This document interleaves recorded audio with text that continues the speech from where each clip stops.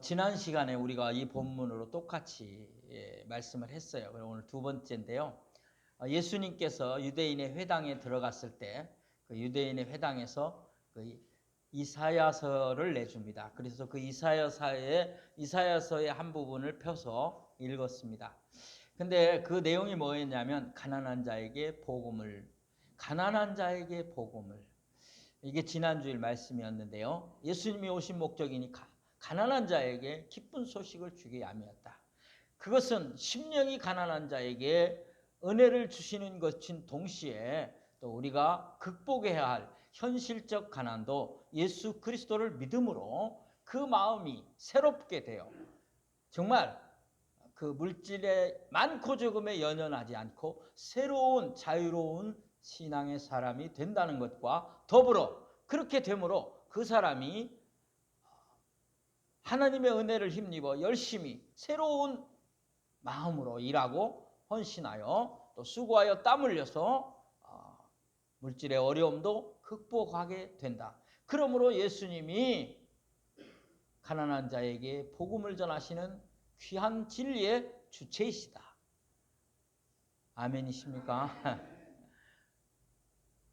여러분이 지난주 설교를 듣고 내가 가난의 문제에 대해서 힘들어 하셨다면 자유하신 은혜가 있은 줄로 있었던 걸로 믿습니다. 오늘은 예수님께서 내가 바로 이 일을 이루러 왔다 하시며 또 말씀하셨습니다. 그것은 포로된 자에게 자유를, 그 다음에 또 말씀합니다. 눈먼 자에게 보게 함을, 또 눌린 자에게 자유를 주러 왔다고 말씀합니다. 과연 오늘 이 말씀은 무슨 뜻인가? 무엇을 가르치는 말씀인가? 함께 생각하면서 은혜가 충만한 시간이 되기를 원합니다. 먼저 우리가 오늘 본문을 좀 볼 필요가 있겠습니다. 자, 누가복음 4장 18절 19절을 읽겠습니다. 시작. 주의 성령이 내게 임하셨으니 이는 가난한 자에게 복음을 전하게 하시려고 내게 기름을 부으시고 나를 보내사 포로된 자에게 자유를, 눈먼 자에게 다시 보게 함을 전파하며 눌린 자를 자유롭게 하고 주의 은혜의 해를 전파하게 하려 하심이라 하였더라. 아멘.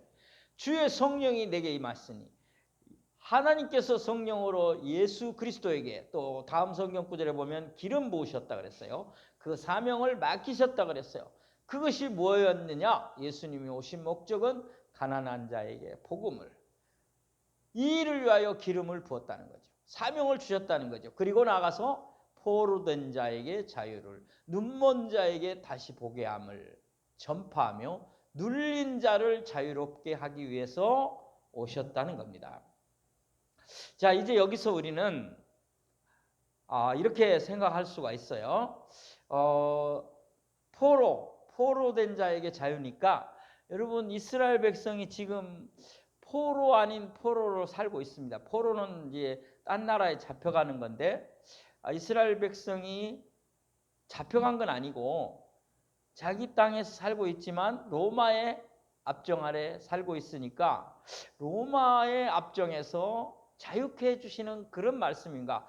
이분이 메시아로 와서 우리를 저 로마의 악정에서 해방시켜주는 것을 말씀하시는가? 이렇게 생각할 수도 있습니다. 그러나 오늘 본문은 그게 아닙니다. 눈먼 자에게 다시 보게 함을, 예수님께서 그 앞이 보이지 않는 시각장애인, 그 소경, 이 시각장애인의 눈에 진흙을 발라 주신 다음에 실로암 못에 가서 씻으라. 그래서 이 사람이 실로암 못에 가서 씻었는데 어떻게 됐습니까? 보게 됐어요. 눈이 보였어요. 우리 예수님이 그래서 미리 예언적으로 이 말씀을 한 건가? 눈을 보게 해준다는 뜻인가? 그것도 아닙니다. 절대 아닙니다. 자, 그 다음에 눌린 자입니다. 눌린 자를 자유롭게 한다. 어, 지금 로마의 악정에 눌려 있고 정말 세금도 엄청 많이 부과되어서 힘들고 또 살아가는 게 정말 힘듭니다. 로마에 세도 내야 되고 또 여기 와 있는 그 총독과 또 허수아비인 헤롯 왕 이런 사람들의 여러 가지 어려움이 많습니다. 그런 눌린 곳에서 자유를 한다는 것인가? 이것도 아닙니다. 오늘 본문은 그것을 가리킴이 아닙니다. 자, 이제 그러면 무엇을 말하는지 제가 정리를 했습니다. 보시겠습니다. 이 사실은 모두 죄인을 상징하는 겁니다. 저를 한번 보시기 바랍니다. 자, 포로된 자라는 말이 누구를 상징한다? 죄인. 눈먼 자를 누구를 상징한다? 죄인. 눌린 자를 누구를 상징한다? 죄인. 죄인이라 그 말입니다. 제가 정리를 했어요. 세 가지로 정리를 했습니다. 첫 번째, 우리가 죄를 지으면 죄의 포로가 됩니다. 그래서 예수님의 이 가르침은 무슨 얘기냐면 죄인을 자유롭게 해주시기 위해서 오셨다는 거예요.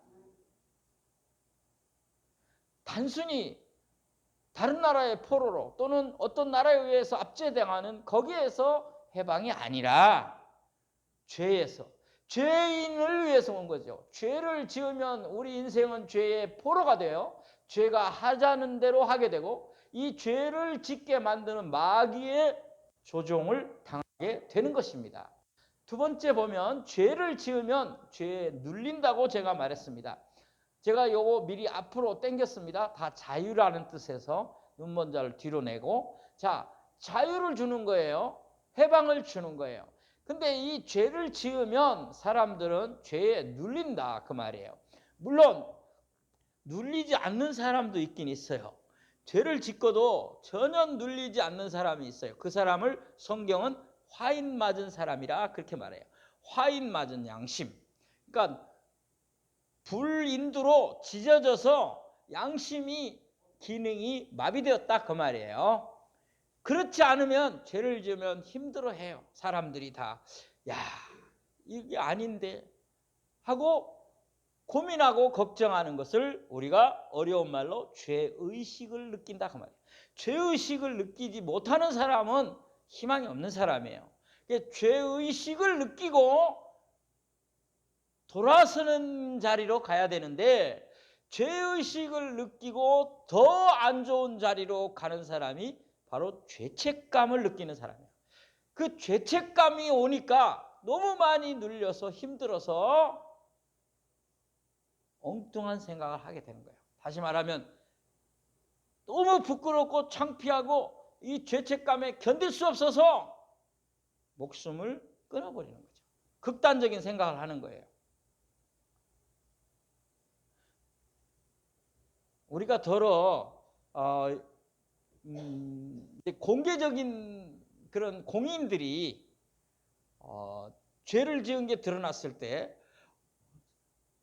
억울해서 나는 죄가 없다.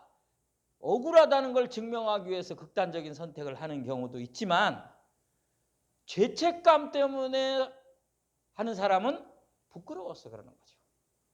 자, 이제 여러분, 근데 우리는 다 이 문제에 자유롭지 못한 사람들이에요. 우리 주님이 이런 어려움과 고통 속에 있는 죄인들을 자유하러 오신 줄로 믿습니다. 그 다음에 죄를 지으면 영적인 눈이 어두워진다 그 말입니다. 우리의 눈이 세상 사물을 보기는 하지만 그거는 육적인 눈이에요. 그런데 죄를 지으면 눈이 어두워져서 영적으로 어두워져서 진리를 보지 못한다는 거예요. 옳은 것을 보지 못한다는 거죠. 그러니까 눈은 뜨고 있지만 눈이 멀어 있는 사람이나 같다 그 말이에요. 우리가 세상 가운데서도 그런 거 있어요. 그렇게 말을 쓰잖아요. 너 완전히 눈이 가리워졌구나. 네. 그런 말 안 씁니까? 더 쉽게 예를 들면 눈에 콩깍지가 씌었구나. 안 씌었어요. 안 씌었는데 거기 완전히 빠져서 제대로 못 보고 그 여자한테 빠진 거예요. 그걸 뭐라고요? 근데 왜 그렇게 재미없어 해요? 표정이. 너무 힘드신가 봐. 자, 사랑하는 여러분. 자, 사랑하는 아내를, 남편을 보고 계속 콩깍지가 씌우시기 바랍니다. 이런 상태를 얘기하는 거예요. 우리가 죄를 지으면 영안이 어두워져서 소경이 시각장애인이 된 거예요. 영적으로. 그것을 어떻게 해결할 수 있겠어요? 세상에 사상으로도요. 이 사상이 또 무섭습니다. 사상으로 눈이 어두워지면요. 아무리 해도 못 바꿔요. 무서운 거예요. 근데 영적인 눈이 어두워지면 그건 더 형편없는 거예요. 그거는 소망이 없는 거예요. 그래서 우리 예수님이 이 문제를 해결하러 오신 줄로 믿습니다. 자, 실제로 죄가 그런 결과를 가져오는지 안 가져오는지 좀 보도록 하겠습니다. 성경에 있는 것 야고보서 1장 14절 15절을 봅니다. 야고보서 1장 14절 15 시작. 각 사람이 시험을 받는 것은 자기 욕심에 끌려 미혹됨이니 욕심이 잉태한 즉 죄를 낳고 죄가 장성한 즉 사망을 낳느니라. 아멘. 사람이 죄를 짓게 되는 것이 어디서 오느냐? 시험을 받는데 욕심에서 오는 거예요. 이 욕심이 뭡니까? 우리의 눈을 가리우는 거예요. 그래서 결국은 죄를 낳게 되고 그 죄가 자꾸 자라면 사망을 낳는다. 이게 인생의 가장 중요한 문제예요. 사실 여러분, 우리 인생의 가장 중요한 문제는 육체적인 것 두 가지가 있어요. 그것은 육체적인 것은 현실적으로 가난이에요. 모든 인생에게. 두 번째는 질병이에요. 그런데 그보다 더 안 좋은 게 있어요. 더 안 좋은 게 뭐냐면 죄의 문제예요. 이건 영적인 거죠. 근데 사람들은 질병과 가난에서는 벗어나려고 애를 쓰지만 죄에서 벗어나고 죄에서 해결하려고 하는 것은 없더라. 오늘 우리는 이 문제를 바로 적시해야 돼요.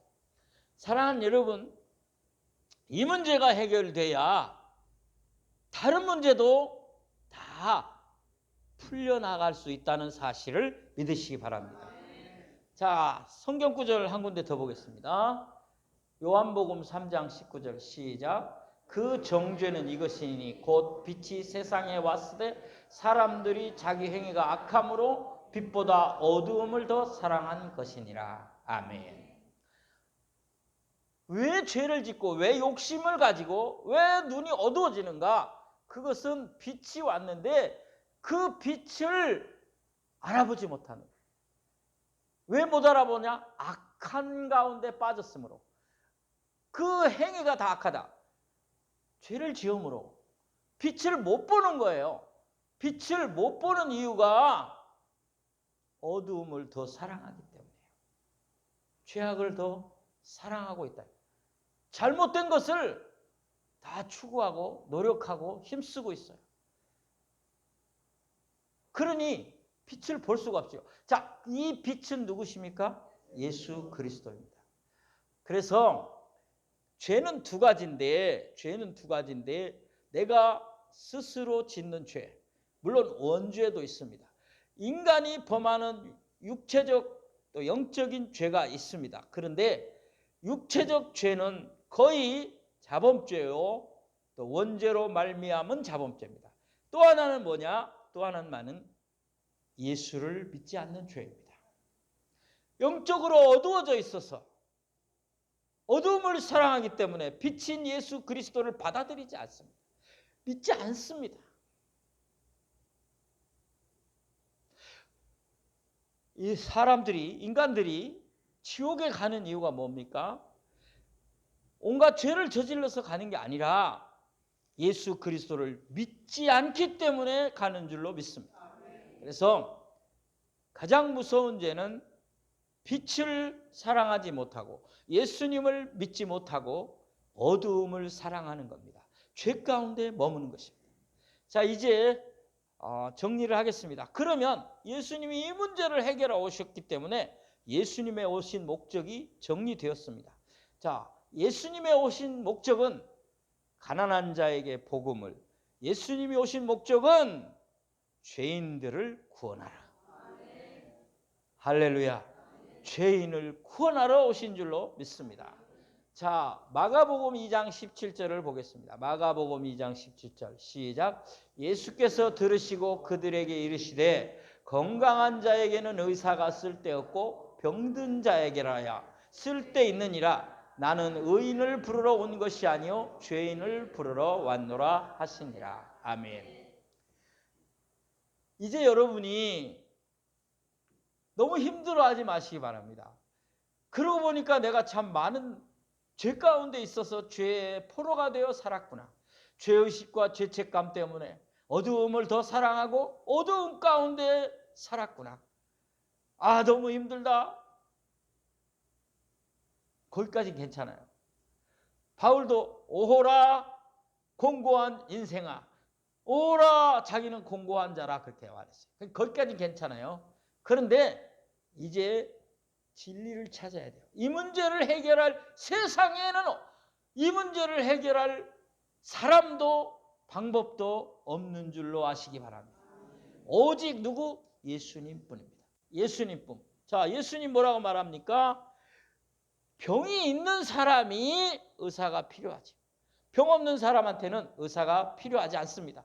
병 있는 사람에게 의사가 필요하듯이 죄인에게 의인을 부르러 온 분이 아니기 때문에 죄인을 위해서 주님이 오신 줄로 믿습니다. 제가 전도하다가 그런 말을 한 적이 있어요. 여러분도 잘 쓰시면 좋겠는데 잘 써야 돼요. 전도하면 예수 믿는 것들이 더 나빠 막 그렇게 말하는 사람이 있어요.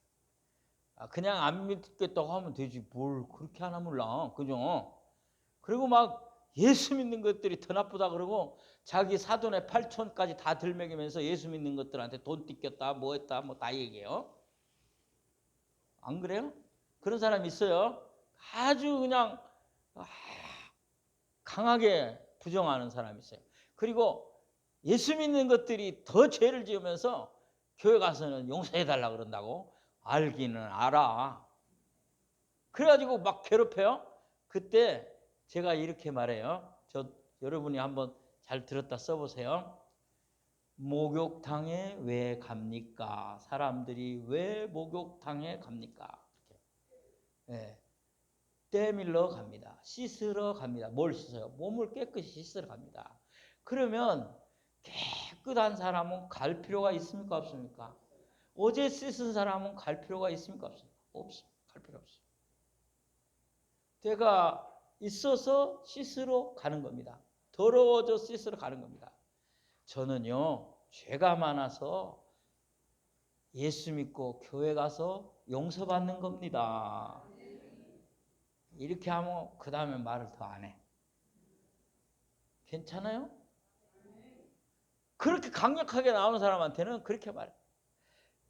우리가요, 아니 내가 그렇다 그래야 돼. 내가 죄가 많아서 교회 가서 예수님을 통해서 용서받는 거예요.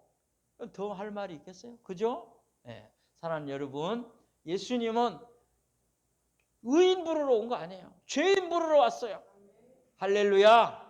감사하죠? 한 군데 더 보겠습니다. 요한복음 8장 12절입니다. 시작. 예수께서 또 말씀하여 이르시되 나는 세상의 빛이니 나를 따르는 자는 어둠에 다니지 아니하고 생명의 빛을 얻으리라. 아멘. 이제 예수 그리스도를 영접하면 죄를 용서받게 되고 또 우리가 생명의 빛에 다니게 돼요.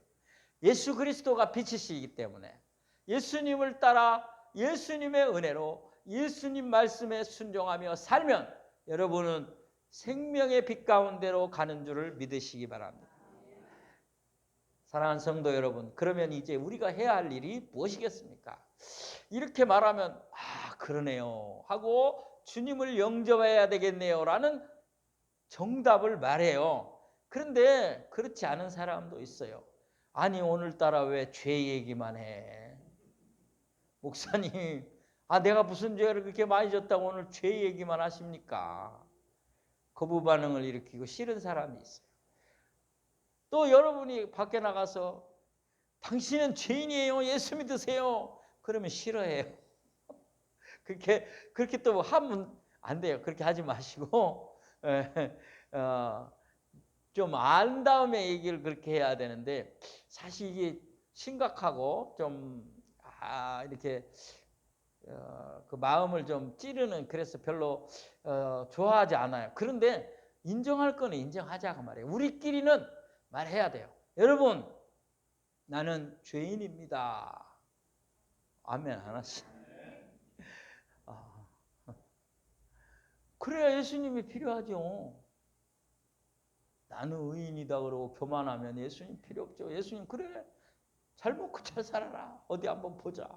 어떡하실래요? 자, 시인해야 돼요. 안 시인하는 분을 위해서 제가 많은 얘기 있지만 성경에서 딱 2구절만 소개합니다.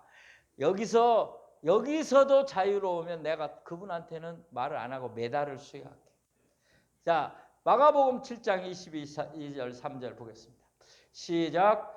속에서 곧 사람의 마음에서 나오는 것은 악한 생각, 곧 음란과 도적질과 살인과 간음과 탐욕과 악독과 속임과 음탕과 질투와 비방과 교만과 우매하니 이 모든 악한 것이 다 속에서 나와서 사람을 더럽게 하느니라. 아멘.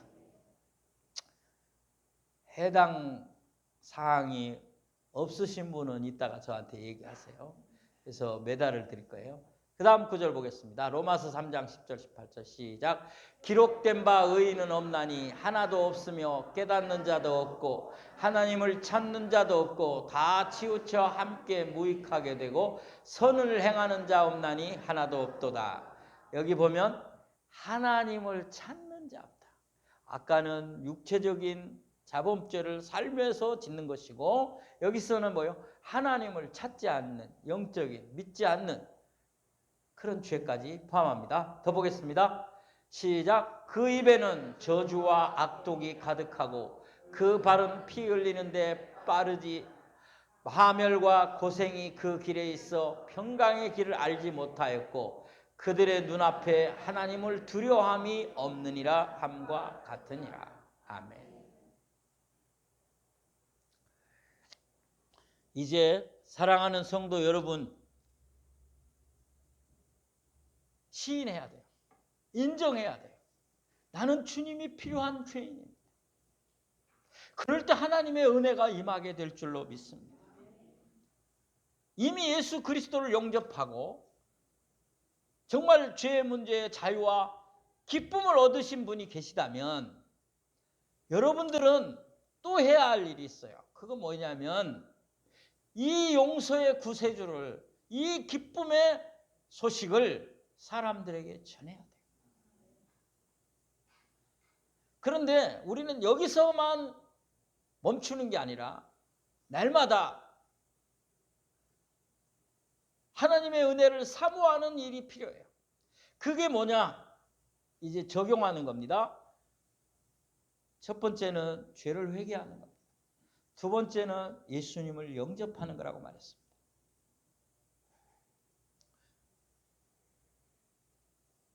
사랑하는 여러분, 우리가 아무리 노력하고 아무리 힘쓰고 많은 것을 한다고 해도 내 안에 아직도 근본적인 문제가 해결이 되지 않은, 죄의 문제가 해결이 되지 않은 그런 게 있다면 예수 그리스도 앞에서 엎드려 나는 죄인입니다 고백하시기 바랍니다. 그리고 그분의 구원의 은총을 사모하며 주님 내 마음에 들어와 사십시오 하고 영접하시기 바랍니다. 주님은 회개하는 자에게 은혜를 주십니다. 주님은 자신을 돌아보고 다시 한번 주의 은혜를 받기 원하는 깨끗한 그릇이 되기를 사모하는 사람에게 성령의 은총을 부어주실 것입니다. 성경 한 절 보고 마치겠습니다. 사도행전 2장 38절입니다. 베드로가 설교할 때 많은 사람들이 가슴에 마음에 찔림을 받고 그러면 우리가 어떻게 하면 되겠느냐? 우리가 어떻게 하면 되겠느냐 했을 때 이 말씀을 줬습니다. 다 같이 읽겠습니다. 시작. 베드로가 이르되 너희가 회개하여 각각 예수 그리스도의 이름으로 세례를 받고 죄 사함을 받으라. 그리하면 성령의 선물을 받으리니. 아멘. 기도하겠습니다.